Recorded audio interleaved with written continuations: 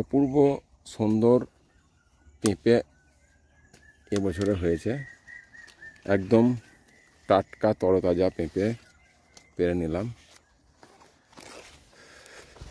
প্রত্যেকটি গাছ মোটামুটি বেশ ভালোই রয়েছে। এই গাছগুলো থেকে পেঁপে অল্প অল্প করে ছাড়িয়ে নিলাম। এইদিকে কলা গাছ রয়েছে, সিঙ্গাপুরি কলা, আর একাঙ্গি ছিল।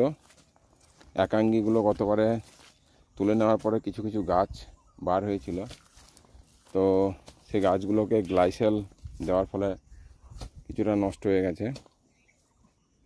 এই দেখুন পেঁপে ভেঙে নিয়ে আরও একটা পেঁপে ছাড়িয়ে নিলাম। সিঙ্গাপুরি গাছের পরিচর্যা এবার শুরু হবে।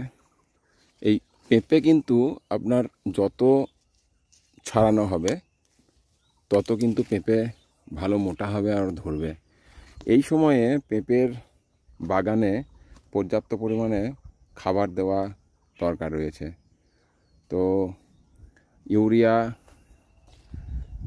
DAP, potash, 10-26 urea, potash, DAP, এগুলো পর্যাপ্ত অনুখাদ্য, এগুলো কিন্তু পেঁপে গাছে দেওয়া উচিত।